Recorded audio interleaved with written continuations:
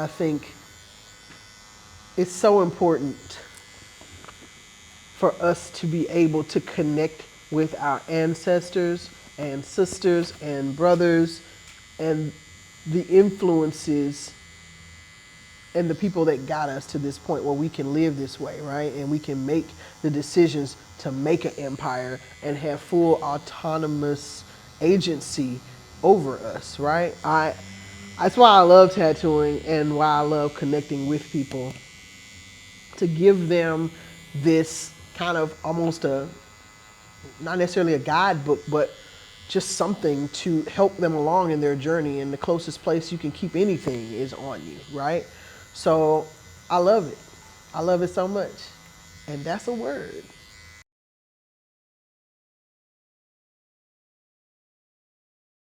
Most these sheeple move like clones. That's why I be on my own. My mama thought tats were a joke, but Miss Jackie told me I'm dope. Yeah, I'm dope. Damn right, I'm dope. Miss Jackie told me I'm. Welcome, Ashe, my people. It is your girl, Elisha Boomer Rosie, aka Queen Bee Inc., and welcome back to the Honey Dip, where we dip into ink and into connections, culture, and community, all through the ancient and sacred practice of tattooing. We are back here with my brother Clint Gray, okay? And as usual, there's bombs being dropped, okay? There's real conversation happening from this successful businessman, entrepreneur, and brother from Nashville, okay? From the North, TSU grad. Listen, tune in. I hope you watched the first episode, by the way. If you haven't, make sure you go back to the channel, find episode 2 of the Honey Dip with my brother Clint, where we started this back piece, right? Today, we're putting Garvey at the end so we can finish it off. Hey, Sheba, I gotta let it be known. Yeah. The people see me smiling. I just want everybody to know this is therapy for me. Ain't no pain in it. You know what No I'm saying? tears. So you see this smile, it's, 5-6 hours of pleasure. Hey, but you know what? Black people endure, fam. Yep. We do, but you know what? I feel like it is time for us to not only endure, but to level up through that endurance, right? For sure. And you have done that and are continuing to do that with your brothers. And tell me about what's going on new right now. I know since the last time we recorded this, we've got EGMC popping. You got all kind of stuff going on. Tell us these new digs you got going. Man, we got so much going on in store. We started off with pizza rules everything around me. That was our mantra for Preem, but now it's progress rules everything around me. So, we feel like as long as we just keep strategically putting, new moves in place, elevating and innovating our industry and our communities, that we can't be stopped. Yes. You know what I'm saying? Yeah, success is all about balance. Like, most people think that you get busier and busier, start reaching more of your goals and get better at what you're doing and start making more money and get booked for more things and building your business. Most people relate that to having less time. But you gotta find what your core is first. For most people, like at least for me, it's family. You know what I'm saying? And you gotta figure out a way to make it all fit. So like, you're no good if you wear yourself out. And especially no good if you wear yourself out through work and then also neglect and wear out your family or whatever it is. It's like drives you, outside of success. Mm-hmm. So it's all about, getting better as you go along, but not just that, making money. Getting better, across all aspects of your life is what truly makes you successful. That is super true because I know just in my own journey trying to balance doing these things I love and the goals has been super difficult. Finding a balance for personal time, self, help.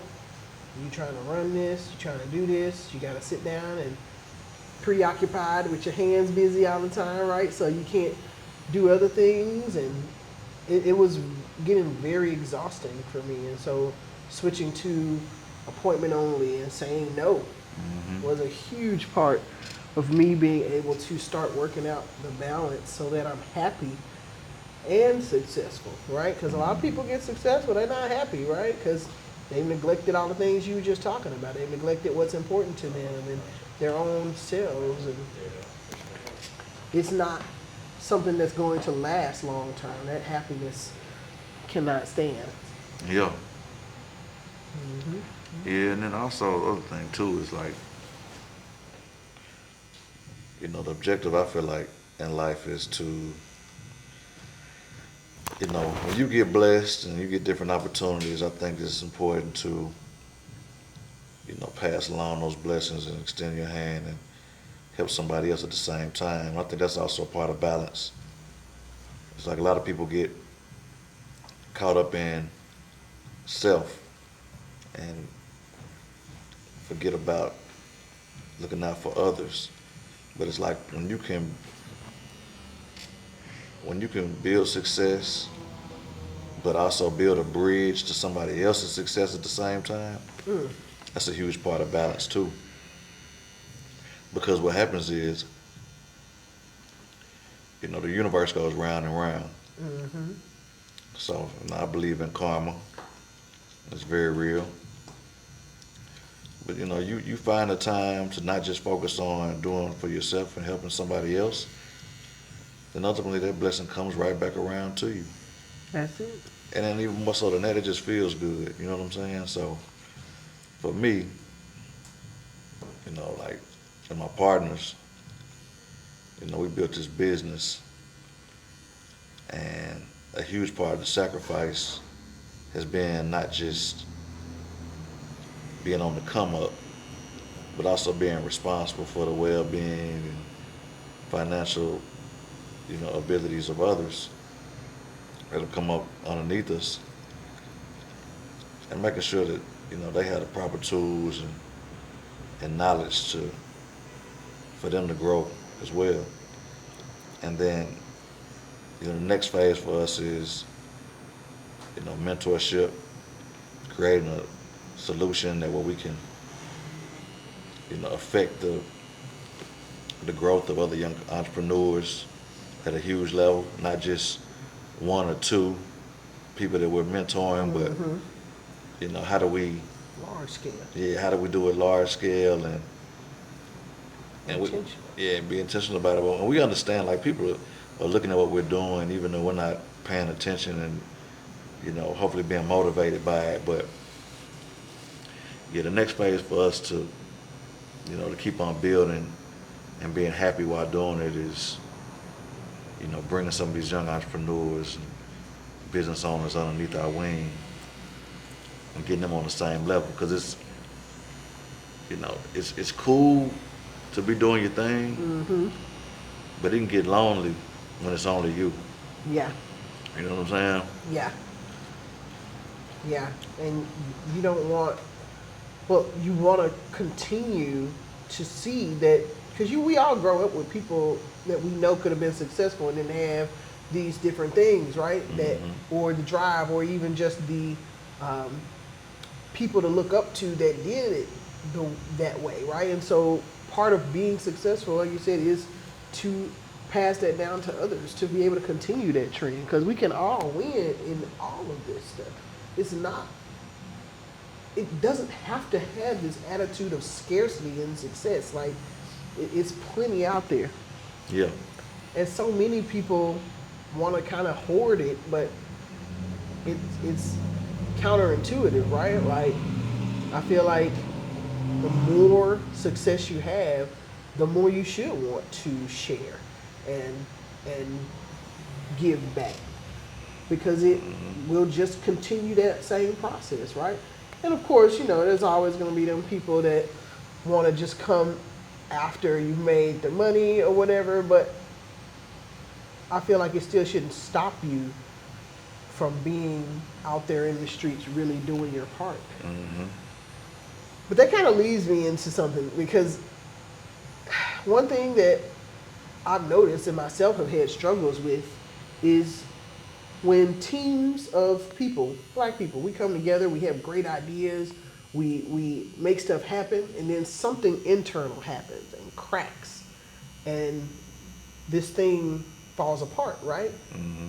You were able to build a business with people that you've known for a long time, right? And they always say, don't do business with friends or family or whatever. But, how have you all been able to overcome challenges? Because we're all people, we all have personalities. There's maybe fights or miscommunications and things like that. Like, what are your strategies for understanding that you may go through these things, but overcoming that so that y'all can keep it all together and stay connected as a group? You got to be okay with what it means to be accountable. That's the main thing. We've learned to master accountability. And what that means is that, a lot of times, especially when you know each other and you're friends, egos can get involved, right? This goes for friendships, family. Um, we went into it, our first business, which was called the Green Truck Moving and Storage. We built that business from the ground up, ended up selling it. But we went into our very first business. It's crazy because it's like, we were at a very pivotal point in our lives where we were 25 years old, 24, 25 years old. And, we had made a pact to go into business together. And we started this moving company, but we didn't start it because that's what we wanted to do. We started it because we felt like that was the best path based on what we had to work with to get into entrepreneurship. It was low-cost startup.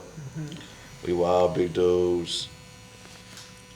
And we were just motivated. So we were like, yeah, we'll start a moving company, But the very, very first thing we agreed on was, we had a very healthy friendship, like brothers. And, we have other, really close friends that might have made good business partners as well, but for whatever reason, it was us three, that determined that we were going to start this business. I think that's important because we knew each other's skill sets, right? Like, we didn't just go in and like, you're going to manage this, you're going to manage that, and you're going to manage this, or we're going to all manage everything, right? Like, we gave ourselves roles, and then we made the pact that, like, no matter whatever happens within this business, we will not lose this friendship. And, it was easy to say, but, like, as we come to find out over the last, 12 years, it's a lot that comes with that. And I think accountability and acceptance of accountability is the number one factor, because at any given time, no matter how hard you're working, you can make a mistake. You can have an oversight. You can make a bad decision that can affect everybody. We human. Right, we're humans.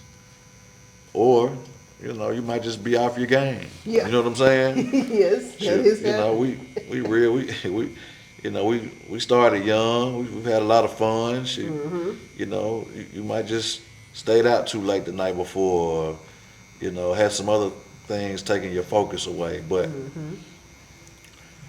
we mastered the ability of calling each other out and understanding that I ain't calling you out because I don't think you are the best at what you do. I'm calling you out because I see you, you shifting. And I need you to know how I feel. I need you to understand this ain't me saying that I don't want to work with you. I don't believe or trust in you. But I'm just holding you accountable the same way if you were working for some Fortune 500 company or entry level job, same way your boss would or somebody your peer would at work. You know what I'm saying? Like you making things harder for me and our other partner, and I need you to know about it. So we got good at that. Like we and I don't want to make it seem like it's just easy and it's like you know No, it ain't easy. like nah, it's something that might go in one and out the other. Like nah, we've had difficult times. You know what I'm saying? Arguments. They might have scared some folks in the office because they thought we were gonna come to blows. You know what I'm saying? Like Right. that's one of the Bunch of craziest. big dudes yelling like, hey, hey, hey. Man, that's I always joke about that. Like we've had some serious conversations at times, and there'll be other people in the office, and we got a corporate staff of 10. But you know, shutting that door and thinking that that door gonna keep everybody from hearing what we talking about. And you got folks kind of walking in there like, everything okay? Do we need to leave? We need to go in there and break something up. You know what I mean? Like, but at the end of the day, it's like, man, it all revolves around love. Like the only reason we're so passionate about making sure things are right and making sure we holding each other accountable is because we love each other. At the end of the day, we love what we're built. And if I can't make sure my brother is on top of his game or vice versa, you know what I'm saying? Then what does that make us? You know what I'm saying? Right. Like, and I think that's why we've been able to have the dominance and success and not been able to be pulled apart is because before somebody else has the opportunity to come break us down, we've already done that to ourselves Right. and accepted that it was for the better good. So accountability, like I can't say it enough. I mean, we got this saying like, don't be that guy, right? Like, Yeah.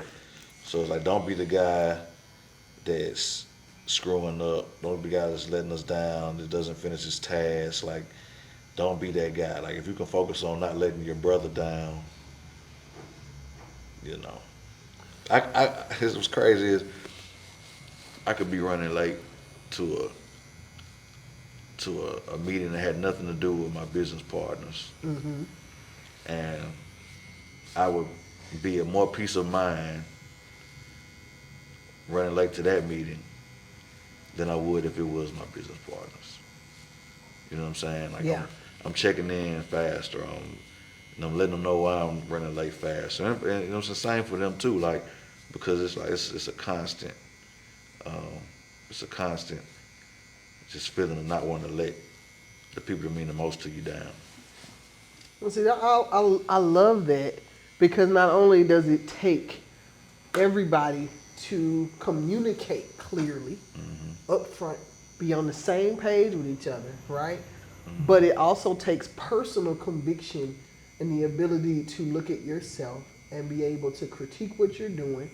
And it doesn't stop you from moving forward or blindly lashing out, right? Because I feel like I've just witnessed so many amazing groups of people who had amazing things going that let something break them apart, and there's no repairing for it, right? And it is destructive to not only them but to the community as a whole because it takes teams of people. None of the people who are successful built it by themselves, Yeah. right?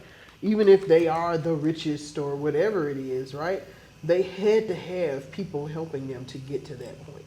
And in order for it to be successful and healthy, that accountability, that self-critique, like self-reflection, dude, I don't know. I can't stress enough how confidence and humbleness go hand in hand. Man. That's all the chair did. Yeah. When you talk about that, Yes. because I'm serious. Yeah. I'm serious. That's awesome. You just said that. I'm struggling with that, like dead, like literally right now. Even when I was at that event the other day, Clint, like just walking around all these different people, and mind you, they called all of like the heavy hitters of photography, the heavy hitters of videography, and so to get that call, I'm like, wait a minute, you know? Yeah. And so they're around talking about their businesses and the projects and stuff they've done, and I'm like, I belong here. You know, so it was something new for me to step into. You know, I want you to put that in the video.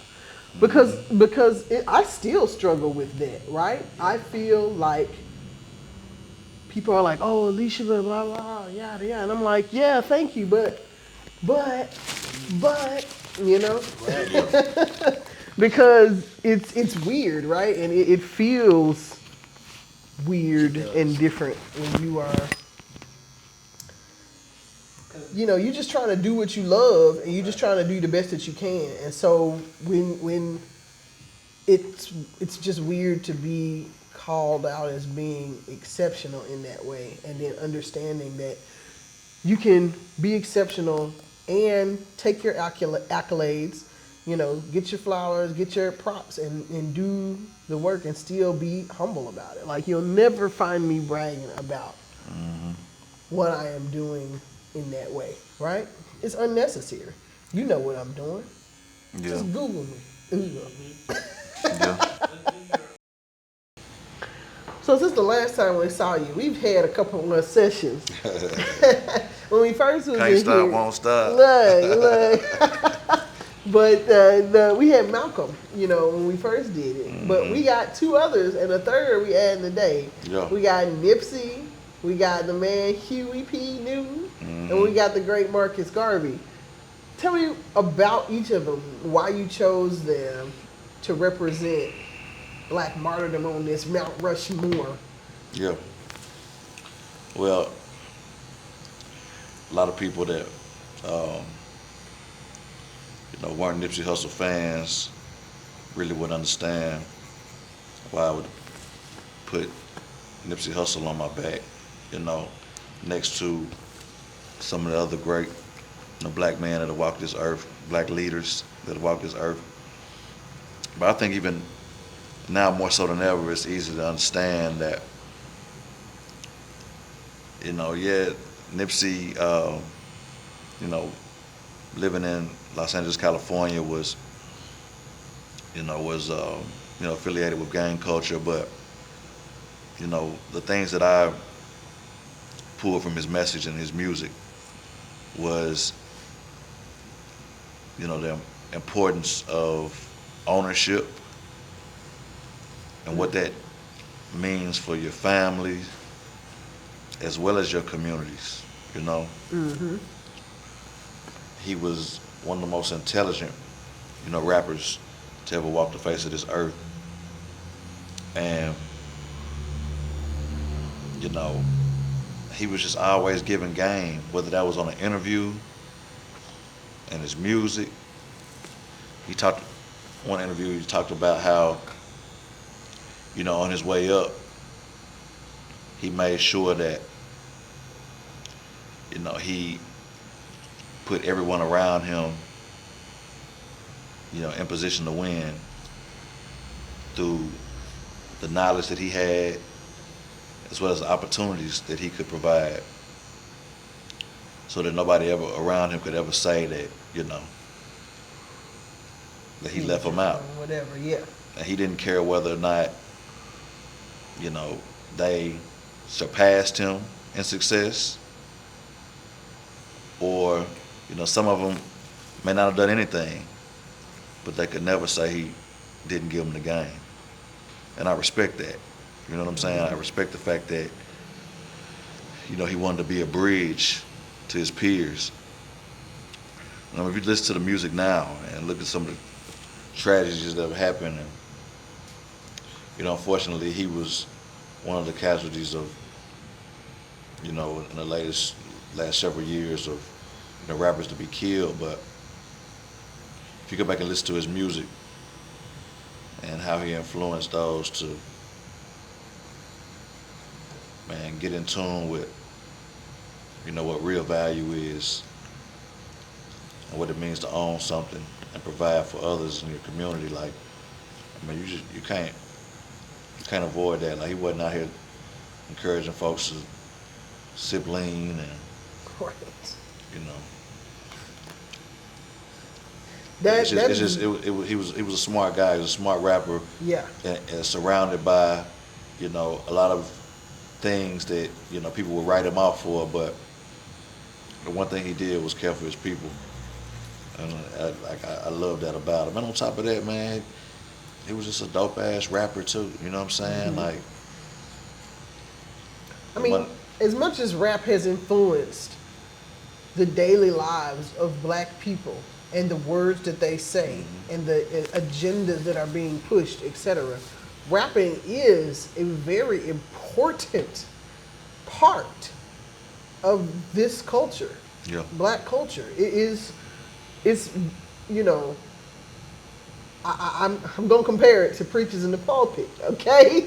I'm going to compare it because the same way people followed the preacher and listened to his words and listened to what he was saying and tried to live their lives like that, rap is the same way, right? And if you have these MCs and these artists with the right message that is uplifting and encouraging and educational to people about the real world or whatever it is, right? Then those are ways that we can change mindsets to move in better ways within our community, in my opinion. yeah. When man, I remember when Tupac died, Yeah. but I wasn't old enough to really be affected by it as much as somebody like my sister's age or some of my older cousins, right? I knew of him, but I didn't know as much of him, as I did of Nipsey when he passed. And I love the fact that his last album, Victory Lap, is so motivational. You know what I'm saying? He went from the albums Crenshaw to Mailbox Money to Victory Lap. And he starts off the album with the first song is Prolific, So Gifted. I'm the type that's gonna go get it, no kidding, right? Like that's words I live by on a daily. I believe in myself. I know I got the powers, to make anything happen. And I ain't playing about that. I'm gonna go do it. You know what I'm saying? Like, Yeah. I love the confidence. We talked about confidence. Like, he had that confidence. You know what I'm saying? I just felt like if you put him in a room with any of these other, rappers, entertainers, like, he had the kind of soul and personality that was just gonna stand out, no matter what room you put him in. So, yeah, that's why I rock with Nip, man. I think he's one of a kind. That's what's up. Yeah.